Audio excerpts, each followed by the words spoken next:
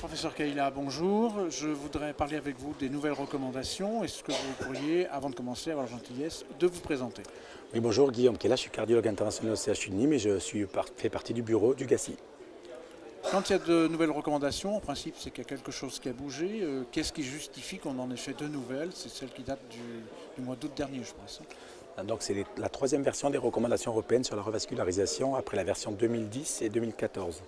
Il faut rappeler que ces recommandations sont conjointes entre la Société de chirurgie cardiaque européenne et la Société de cardiologie européenne avec l'aide de IAPCI, la Société d'angioplastie coronaire.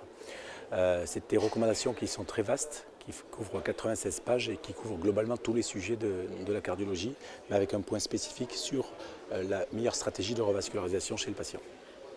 Revascularisation chirurgicale ou angioplastique. Effectivement, le point clé de ces recommandations, c'est toujours la discussion pontage versus angioplastie, spécifiquement pour les patients les plus sérieux, c'est-à-dire les patients tritronculaires ou avec atteinte du tronc coronaire gauche. On a eu des données récentes en 2018 qui nous ont montré, une méta-analyse publiée dans Lancet, qu'à long terme, à 5 ans, lorsqu'on compare chirurgie et angioplastie, la chirurgie est plutôt bénéfique en termes de mortalité toute cause. Donc si bien que cette méta-analyse a été implémentée dans les données des recommandations européennes et qui nous disent que lorsqu'on doit évaluer un patient et essayer de trouver une stratégie de revascularisation, lorsque le malade est multitronculaire, l'angioplastie est à proposer uniquement si le score syntaxe est bas, et lorsque le patient est multitronculaire et diabétique, c'est vraiment la chirurgie qui doit être privilégiée en première intention. Finalement, ça n'a pas beaucoup changé pour les diabétiques. Ça peut changer, mais ça s'est confirmé. Sur le tronc coronaire gauche, on a eu 2 études récentes qui ont été publiées, Excel et Noble.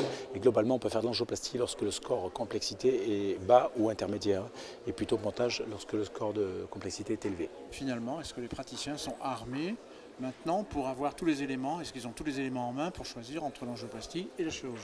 Alors c'est toujours la Heart Team qui est le staff médico-chirurgical qui va être décisionnaire. Le patient va bien sûr participer au choix qu'on va lui proposer, mais il faut intégrer de nombreux autres facteurs que ceux que je vous ai dit, notamment le STS score qui est l'évaluation du risque opératoire du patient, mais aussi toutes ses comorbidités.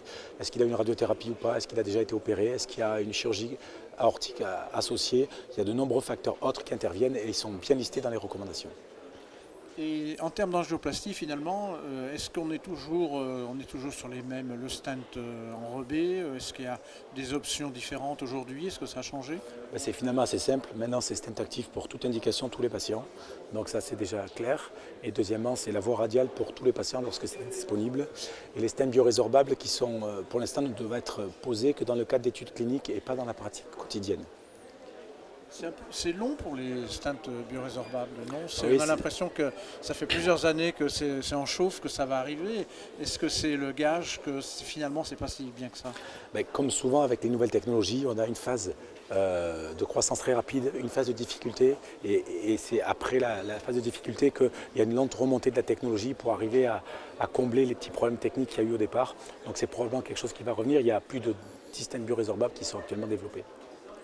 Et quelles sont les nouvelles données qui, à votre avis, pourraient arriver dans les années à venir et donner lieu à de nouvelles recommandations? Qu'est-ce que vous attendez? Oui, alors il y a une étude importante, une étude américaine et canadienne qui s'appelle Ischemia, qui va comparer chez les patients angine stable, traitement médical versus angioplastie.